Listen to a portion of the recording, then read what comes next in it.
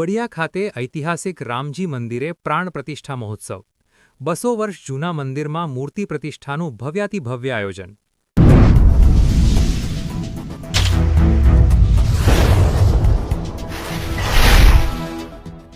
અમરેલી જિલ્લાના વડિયામાં સ્ટેટ સમયકાળના અંદાજે 200 વર્ષ જૂના ઐતિહાસિક શ્રી રામજી મંદિર ખાતે મૂર્તિ પ્રતિષ્ઠા અને પ્રાણ પ્રતિષ્ઠા મહોત્સવનું ભવ્ય આયોજન કરવામાં આવ્યું। વડિયા ગામ તેમજ બહારગામ રહેતા દાતાશ્રીઓના સહયોગથી સમગ્ર મંદિરના જીર્ણોદ્ધારનું કાર્ય પૂર્ણ કરવામાં આવ્યું। આ પ્રસંગે 3 દિવસીય ધાર્મિક કાર્યક્રમ યોજાઈ રહ્યો છે। આ કાર્યક્રમ દરમિયાન હવન અને પૂજા અર્ચનાનું આયોજન કરવામાં આવ્યું, જેમાં પૂર્વ મંત્રી બાવકુભાઈ ઉધાડ તથા વડિયા ગામના સરપંચ મનીષ ઢોલરિયા હવનનો લાભ લઈ રહ્યા છે અને ધાર્મિક વિધિમાં જોડાઈ રહ્યા છે। આ પ્રસંગે સમગ્ર ગ્રામજનો માટે પ્રસાદીનું પણ આયોજન કરવામાં આવ્યું છે, જેથી તમામ ભક્તો આ પવિત્ર પ્રસંગનો લાભ લઈ શકે।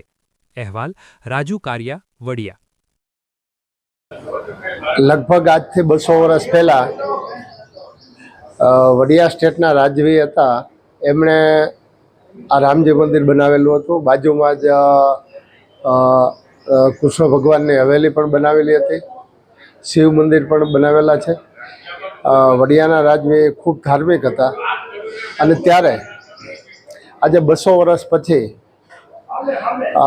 વડિયા ગામના સરપંચ મનીષભાઈ ઢોલરિયા અને આખી બધી યુવા ટીમ અને એના ગાયત્રી મિત્ર મંડળ, આ તમામ લોકોએ એક નેમ કરી નક્કી કર્યું કે આપણે 200 વર્ષ જૂનું રામજી મંદિર છે અને આપણે ફરીથી જીર્ણોદ્ધાર કરાવીએ।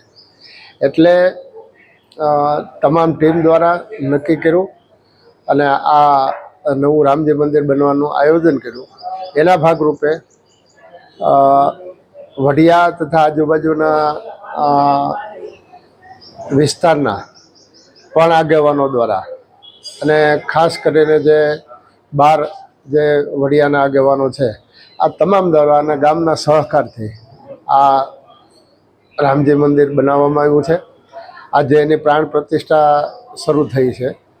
3 દિવસ પ્રાણ પ્રતિષ્ઠાનો કાર્યક્રમ છે અને આ 3 દિવસના પ્રાણ પ્રતિષ્ઠાના કાર્યક્રમમાં 14 તારીખે સાંજે ગામના દરેક ઘર, તમામ ધર્મ સંપ્રદાયના તમામ લોકોને એક સમૂહ ભોજન રાખ્યો છે।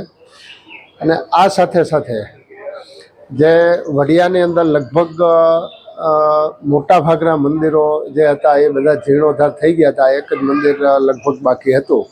એટલે ગામ લોકોની અને બધાની ખૂબ ઈચ્છા હતી કે આ રામજી મંદિર નવું બને અને એમાં અમારે જે સરપંચની ટીમ છે એમના દ્વારા ગામના લોકોનો ખૂબ સહયોગ મળ્યો છે। આ મંદિરનું ખાતમુહૂર્ત થયું ત્યારથી અત્યારે પ્રાણ પ્રતિષ્ઠાનો સમય આવ્યો। આ સમય દરમિયાન અમારા ભાઈ ભીખુભાઈ પંડ્યા છે, એમણે પણ 24 કલાક અહીંયા સેવા બજાવી છે। એવી રીતે અનેક લોકોએ સેવા આમાં આપી છે।